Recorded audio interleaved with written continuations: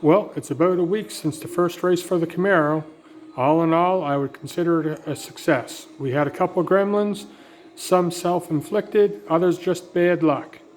It was just a battle to make it to the track. We had problems with slicks. Last minute, I was trying to round up a set of used slicks.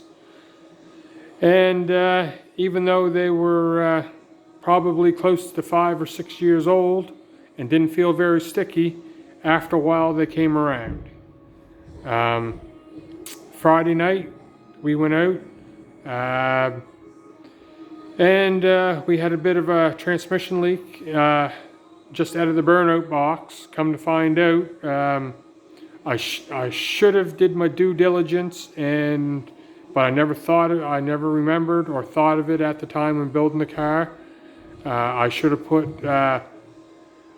should have hauled the vent out, tapped it, and put a fitting in there and put a catch can on it, but that's what it was. In the burnout, it was dribbling a little bit of fluid out the vent.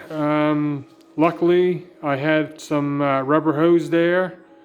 It was really tight in the tunnel with the header and everything there. Got my arm burned up pretty bad trying to get in and around the hot header, but I was able to get up there and I knocked the cap off the vent, and I was able to get a 3/8 rubber line on it for just temporary, and I was able to run it up the firewall up near the brake booster.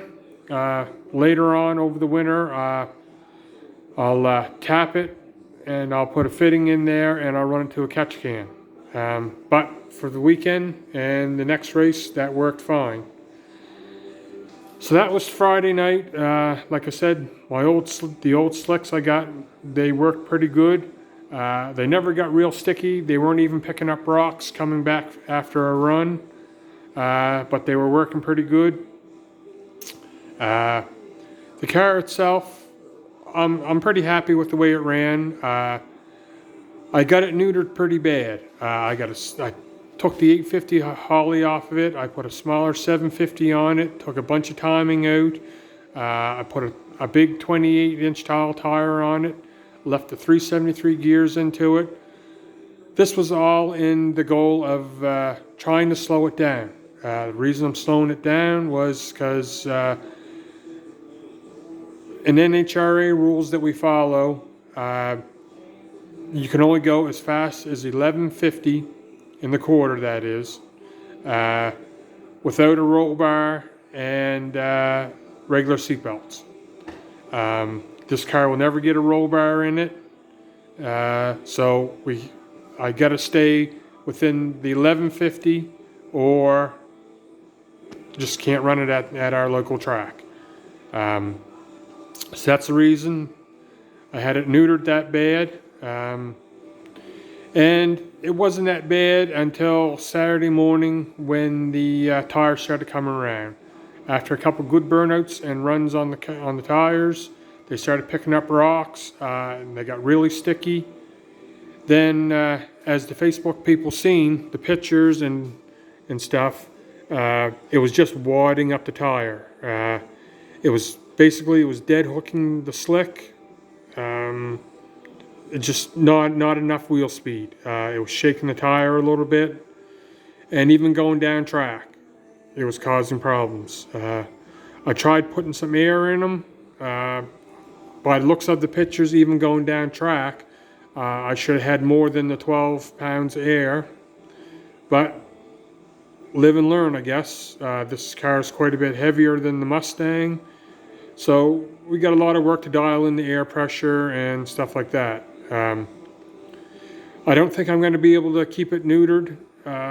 It's inconsistent right now. It's a turtle. It's a slug in 60 feet, dead hook in the tire, with that 373 gear and the 28-inch tall tire. It's nowhere near its power band. Shifting at 75, the second to high shift is out there almost finish line. So it's way underpowered. So we're gonna have to put the 456 gears in it that I have. It's gonna make it way faster than we can go. It's already too fast. But I have a solution for that. I think we're gonna end up putting a throttle stopper on the car eventually.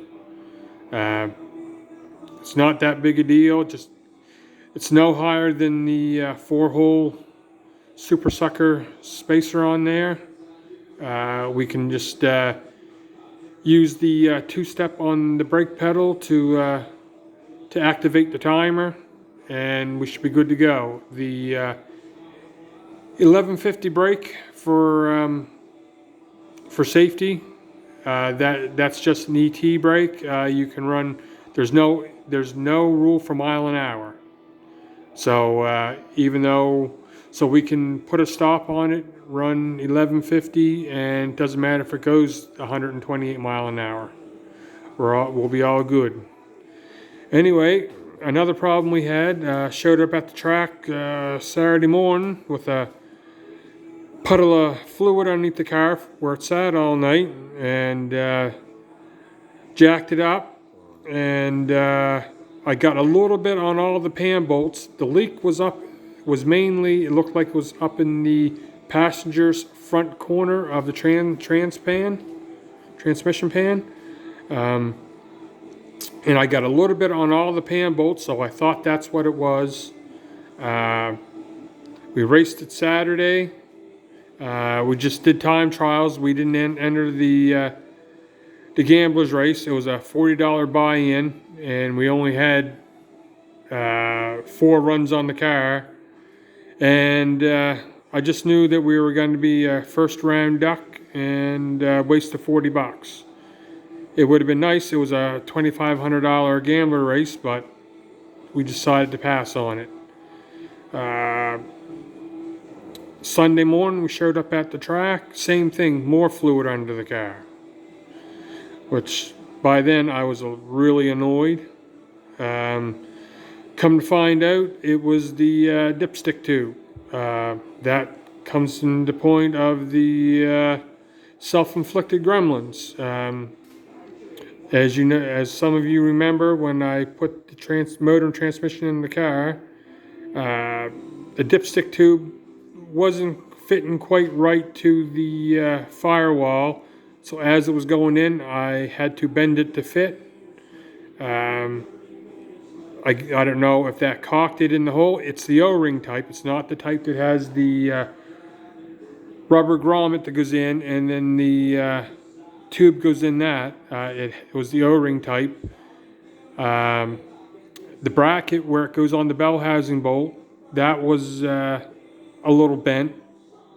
I thought I had that straightened out in the right place, but maybe not.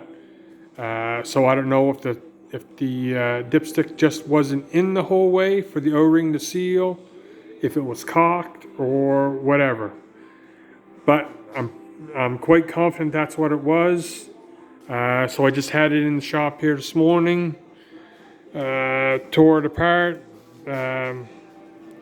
It was a nightmare. Anyone who's worked on these cars know what it's like to get at that top bell housing bolt. I was aggravated, so I just reared on the transmission dipstick a little bit back and forth, and I was able to break the weld where the tube is spot welded to the tab. So then I didn't have to worry about the bolt. Of course, the tube wouldn't come up through. It wouldn't go down through because of the big header. It wouldn't go between the header and the transmission pan, or the header and the frame rail. So then I had to take the header off and let it go down through. I went out and I bought a flexible transmission dipstick. As you can see, I got that in there now. I still have to mount it to the firewall. But got it all back together, got the header back on, and just finished that up. And then I found a set of 28-inch tall slicks that a friend of mine who's not racing this year, he has them mounted on a set of wheels. I'm going to see if that's going to help. The difference between a 28 and a 26 isn't that much. It really needs the 456 gears. But we're just gonna deal with the cards we have right now. I just don't have time to put I got a brand new set of 456s there, but I know it's gonna make the car way too fast, and it's a time frame thing. That's why there hasn't been many videos.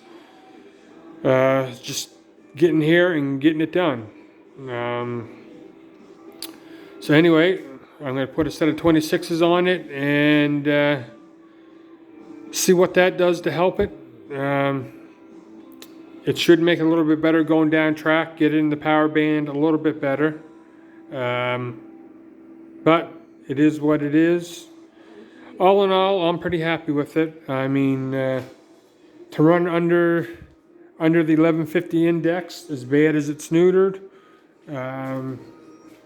and now that I realize I didn't have to neuter it near as bad, I was worried about the completely stock rear suspension. I got completely stock original 5-leaf pack in it, stock shocks, and like 20-year-old antique slapper bars. I was worried the 456 gears were gonna overpower the suspension, and the front is completely stock as well. Springs, shocks.